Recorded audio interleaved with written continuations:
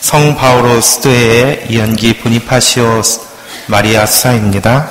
저와 같이 한국에서 오신 밖에 계시는 수사님이 한 분 계시는데요. 그분은 김준모 막시밀리아 마리아 꼴베 수사입니다.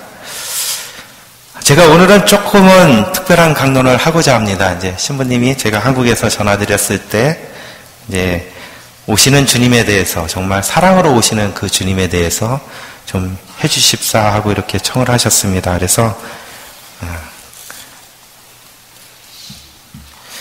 그 주제에 이제 좀 초점을 맞춰서 말씀을 드리고자 합니다. 2000년 전에 예수님이 오셨지만 지금 여러분한테 예수님이 오고 계십니까? 예. 먼저 이 질문을 드리고, 저는 나이 30에 영세를 했습니다.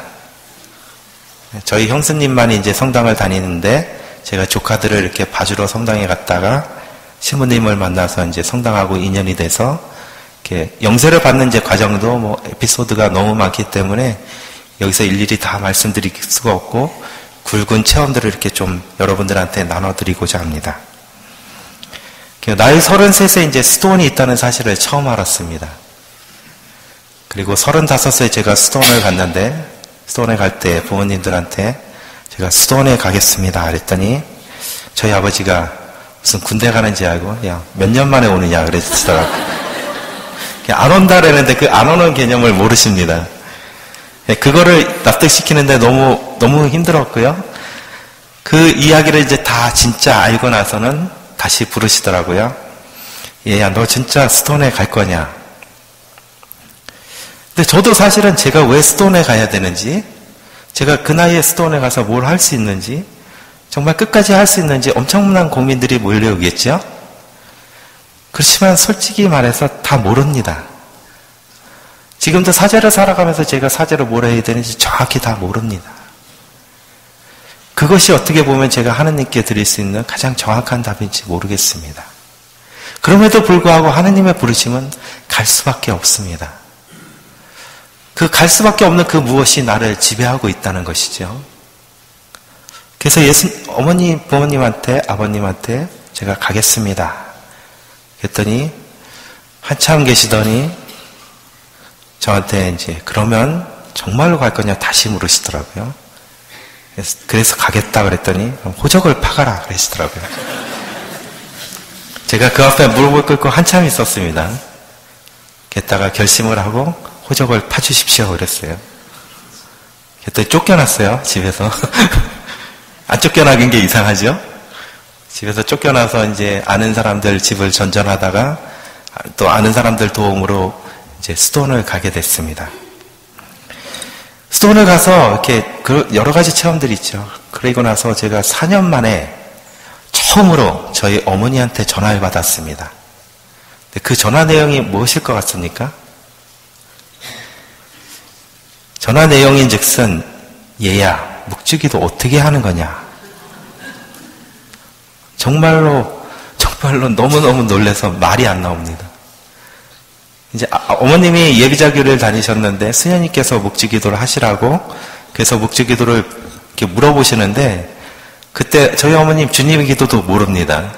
묵주기도 가르쳐 줄 수 있나요? 그렇게 복잡하고 어려운 것을 전화로 못 가르쳐 드립니다. 설명만 대충 해드리고 저희 집에 이제 만든 그 묵주기도 테이프를, CD를 보내드렸습니다. 그래서 그때부터 이제 지금까지 매일 아침에 일어나시면 아무것도 안 하시고 세수하시고 묵주기도 하십니다. 이제부터는 정말 놀라운 일이 벌어지기 시작합니다. 그 다음에는 이제 아버님이 영세하셨습니다. 근데 저희 아버님은 1년에 정말 술을 안 먹는 날이 손가락을 셉니다. 몸이 안 좋으면 술을 안 드시는 거예요. 안 좋으시면 좀 쉬셨다가 이제 계속 술을 드십니다. 또 안 좋으시면 또 쉬시고. 그러시던 분이 이제 성당에 다니기 시작해서는 술을 안 드세요. 나중에 알았는데요. 제가 이제 아버님 영세하시고 한 1년쯤 지나서 이제 휴가를 갔습니다. 근데 아버님이 저한테 질문을 할 게 있대요. 그래서 여쭤보시라고 성경에 대해서 질문을 하셨어요. 저는 아버님이 저한테 성경에 대해서 물어보리라고는 정말 한 번도 상상해 본 적이 없습니다. 근데 제가 5가지를 물었는데 한 가지도 대답을 못했어요. 아버님이 저한테 너는 스토자한테 기도는 하냐 그러시더라고요. 이거 완전히 이제 KO죠, KO, 정말로. 근데 왜 아버님이 그렇게 제가 대답을 할 수 없었느냐? 아버님이 영세를 하시고 다음날부터 성경을 필사하셨습니다.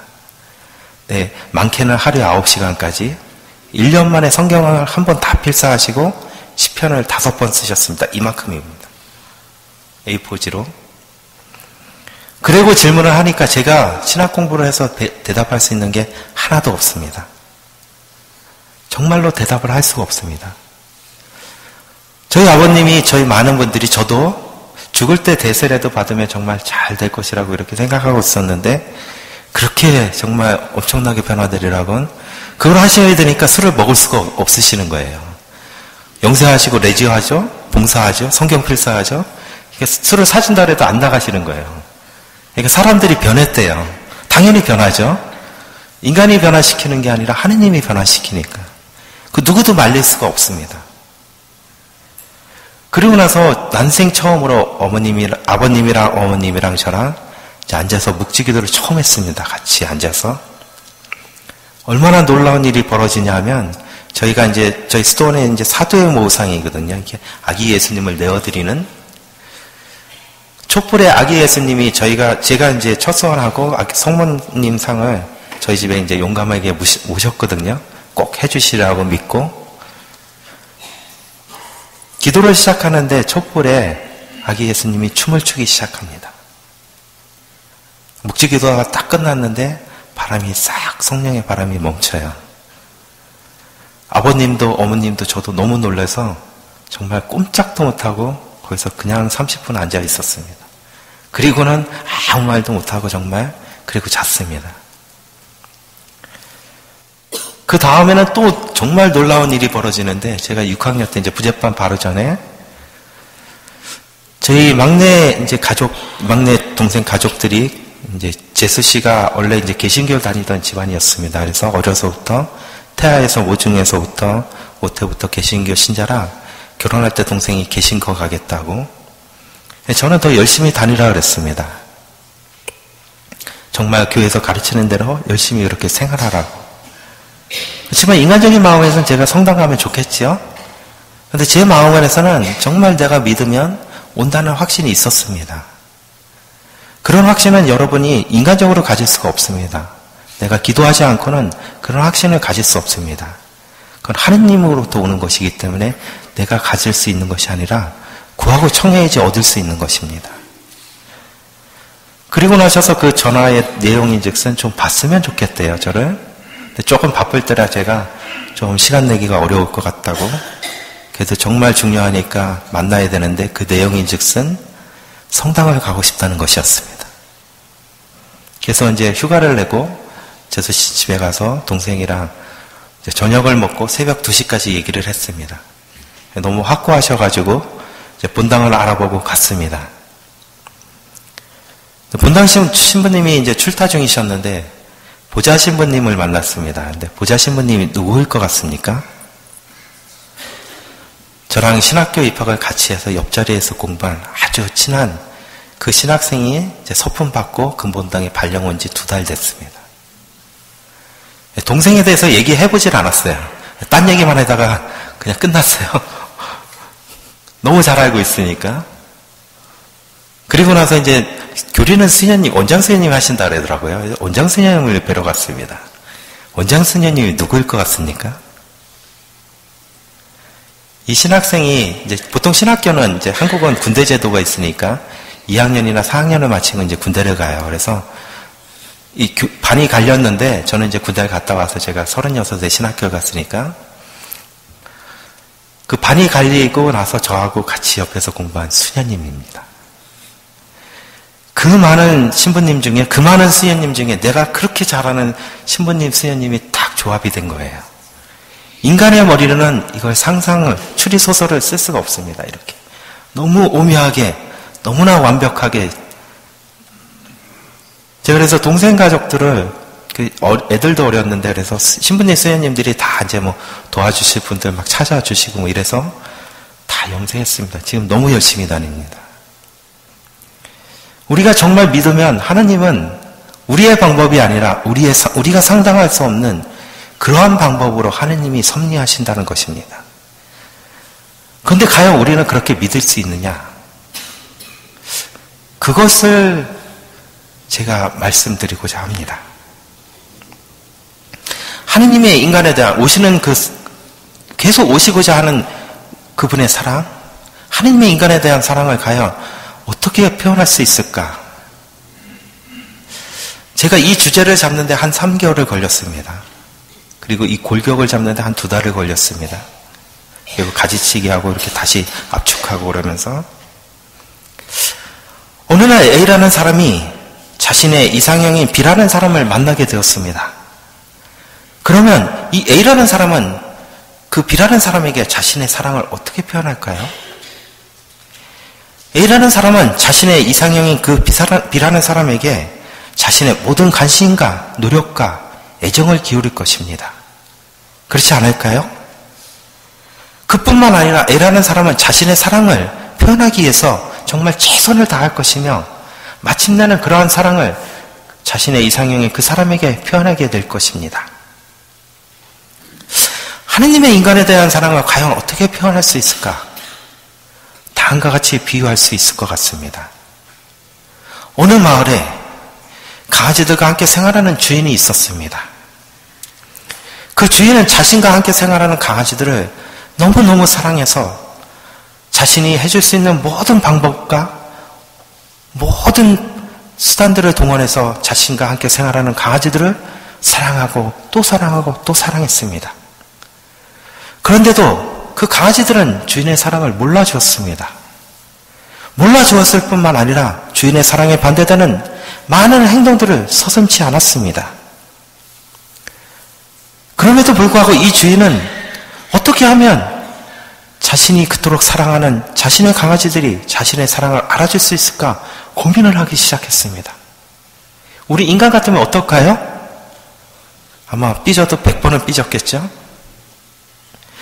그래서 이 주인은 고민을 거듭한 끝에 다음과 같이 결론을 내렸습니다. 즉, 자신이 강아지가 되어서 강아지들과 함께 생활하고 강아지들과 함께 자고 강아지들과 함께 먹고 강아지들과 함께 기뻐하고 강아지들과 함께 스파하면서 자신이 줄 수 있는 모든 사랑을 주고 모든 사랑을 가르쳐주고 그래서 강아지들을 정말 더 지극히 사랑해 주었습니다. 그런데도 강아지들은 여전히 주인의 사랑을 몰라주었습니다. 또 그뿐만 아니라 주인의 사랑에 많은 행동들을 서슴지 않았습니다.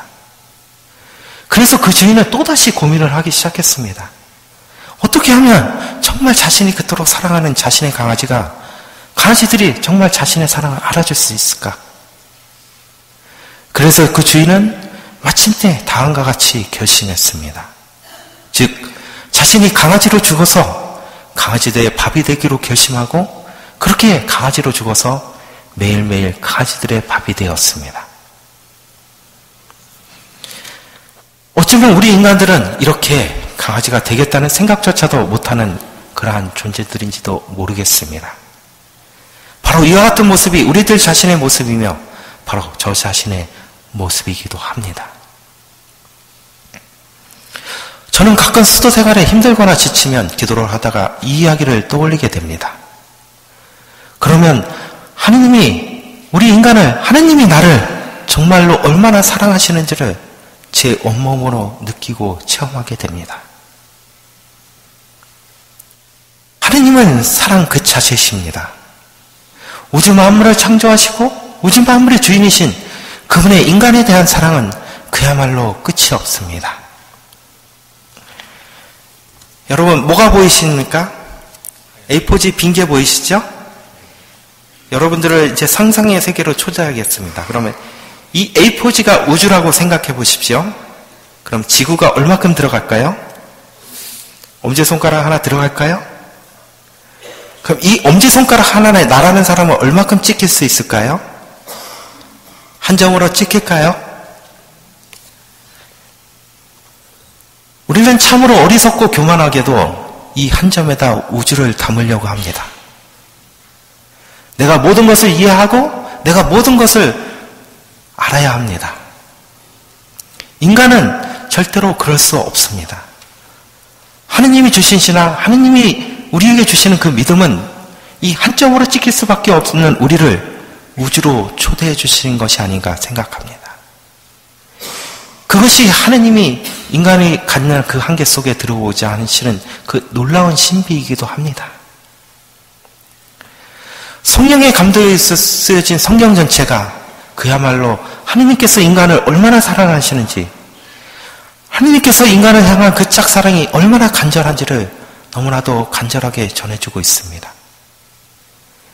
인류의 원조인 아담과 하와의 잘못에도 불구하고 용서와 사랑을 베푸시는 하느님, 다른 남자를 사랑해서 간음을 저지른 아내 고메르를 호세아 예언자가 용서한 것 같이 우리 자신을 용서해 주시는 하느님, 자신의 것이 아닌데 자신에게 돌아올 몫을 달라고 해서 흥청망청 망탕한 생활을 하고 먹을 것이 없어서야 그때서야 아버지의 집으로 돌아가겠다고 결심하고 그렇게 돌아온 아들을 그 아들보다 먼저 저 멀리서 바라보고 달려가서 안아주시고 옷을 입혀주시고 먹을 것을 주시는 하느님. 성경 자체는 하느님이 인간을 얼마나 사랑하시는지, 하느님이 인간을 얼마나 짝사랑하시는지 그 간절한 사랑을 너무나도 생생하게 전해주고 있습니다.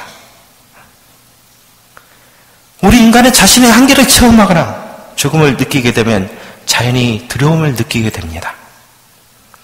이러한 두려움 안에는 인간의 한계를 점검하면서 죽음 이후의 세계와 하느님의 존재를 동경하게 되는 그러한 경외심이 내재되어 있기 때문입니다.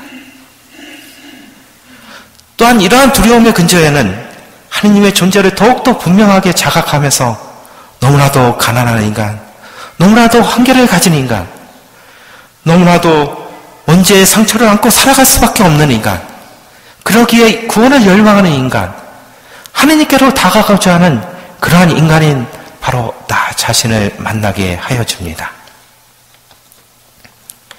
그러나 이러한 두려움은 아직은 사랑에 이르지 못한 단계입니다. 요한 1세 말씀입니다. 사랑에는 두려움이 없습니다. 완전한 사랑은 두려움을 쫓아냅니다. 두려움은 벌과 관련되기 때문입니다. 두려워하는 이는 아직 자기 사랑을 완성하지 못한 사랑입니다. 우리가 사랑하는 것은 그분께서 먼저 우리를 사랑하셨기 때문입니다. 하느님은 예수 그리스도를 통해서 가난하고 한계를 갖고 구원을 열망하는 인간에 대한 당신의 극진한 사랑을 보여주셨습니다. 그것은 또한 바로 우리들 자신에 대한 하느님의 무한한 사랑이기도 합니다.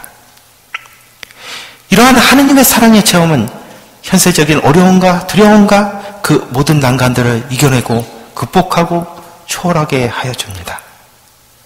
만일 여러분의 자녀가 지금 위기에 처해 있거나 여러분의 자녀가 지금 죽음의 위기에, 자동차 사고의 위기에 있다면 여러분 어떻게 하시겠습니까?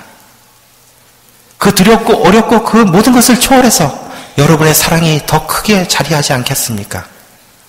그것은 여러분의 사랑이 그 모든 난간을 이겨내고 극복하고 초월하게 하여 주기 때문입니다. 남을 사랑하는 사람은 율법을 완성한 것입니다. 사랑은 율법의 완성입니다.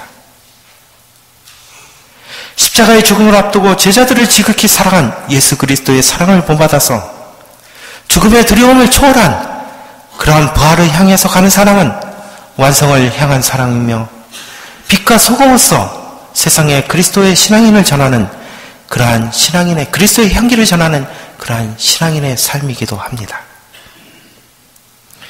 예수 그리스도를 통한 하느님의 사랑이 먼저 가난하고 죄인인 나를 지극히 사랑해 주셨습니다. 아픔과 고통, 가시의 찌름과 십자가의 고통에서 당신의 아픔을 알게 하시며 죽음을 생각하기에 할 수밖에 없는 인간이기에 부활의 희망을 선사해 주셨습니다. 하느님, 우리들 영원히 하실까? 우리들 가슴으로 아빠, 아버지라고 부를 수 있도록 그렇게 허락해 주셨습니다. 사랑의 하나님은 우리들 모든 것을 사랑하십니다. 그렇다면 우리는 과연 어떻게 해야 하겠습니까? 우리들 모두는 예수 그리스도의 사랑을 본받아서 우리들 안에 가득한 사랑을 하느님의 영광과 이웃을 내 몸같이 사랑하기 위해서 내 온 존재로 기도하고 내 온 존재로 사랑을 실천하며 그러한 사랑을 전하기 위해서 투신하며 노력하며 실천하는 그러한 응답의 삶을 드려야 하지 않겠습니까? 어떤 나라에 전쟁이 났습니다. 그래서 그 임금이 전쟁을 나가게 되었습니다. 그럼 그 신하들은 어떻게 해야 하겠습니까? 자신의 안위만을 위해서 그 전쟁에 임한 그 신하는 그 전쟁이 끝난 후에 어떠한 벌을 받게 되겠습니까? 하지만 그 임금과 함께 용감히 그 전쟁에 임한 그 신하는 전쟁이 끝난 후에 그 왕으로부터 어떠한 상을 받게 되겠습니까? 예수 그리스도와 함께 고난을 받고 예수 그리스도와 함께 죽으면 부활하신 예수님께서 누리시는 그 엄청난 영광에 우리 모두 함께 참여하게 될 것입니다. 영성체 묵상 때 제가 시를 하나 읽어드리겠습니다. 잠시 묵상하시겠습니다. 주 하느님, 영원히 찬미와 찬양을 받으소서. 상처난 영혼을 영원한 샘물로 치유하시니 당신의 사랑 넘치옵니다. 아픔과 고통과 좌절 속에서도 나약하고 미천한 죄인인 저를 가르치시니 감사드리옵니다. 항상 깨어있지 못하는 부족함 속에서도 깨어있어야만 당신을 알기에 깨어있도록 인도하시는 당신께 감사드리옵니다. 교만과 이기심으로 고집스럽게 살아온 저를 품어 안으시는 그 사랑, 너무도 크시고 깊어서 헤아릴 수조차 없사옵니다. 당신의 십자가를 보면서 저의 작은 십자가를 묵상해 봅니다. 왜 이리도 십자가와 멀리 살았습니까? 당신의 성체를 바라보면서 저의 희생과 봉사의 길은 왜 이리도 멀리 느껴집니까? 주님 앞에 무릎 꿇고 해맑은 어린아이 미소와 응석으로 단순하고 애절한 기도로서 만나게 하시옵소서. 저의 모든 부족함 속에서도 나 너를 사랑한다, 너의 모든 것을. 그러므로 사랑할 수밖에 없는 제가 또 죄를 범했습니다. 요만큼은 빼놓고 사랑했으므로 성체와 사랑으로 오시는 당신을 진정으로 기쁘게 맞이하지 못하옵니다. 진정으로 참회와 용서와 사랑하지 못했기에 미약한 죄인이 죄악에 잘 넘어짐을 알기에 당신께 머릿속에 의논하며 두 손 모아 기도드립니다. 당신은 당신의 모든 것을, 당신은 성모님을, 당신은 부족한 저에게, 피조물인 저에게 주셨습니다. 모든 것을. 그래도 당신을 아직은 완전히 모릅니다. 그래서 당신께 매달립니다. 자비와 은총을 베푸시기를. 아픔과 고통, 가시의 찌른과 십자가의 고통에서 당신의 아픔을 알게 하시며 죽음을 생각하기에 부활의 희망을 갖게 하시니 무릎 꿇어 감사를 드리옵니다. 오늘도 영육간의 죄와 피곤에 지친 저에게 당신은 영혼의 안식과 편안한 잠자리를 주시며 당신을 부를 수 있도록 허락하신 사랑의 하느님을 저의 가슴으로 찬양합니다. 주 하느님, 영원히 찬미와 찬양을 받으소서. 아멘.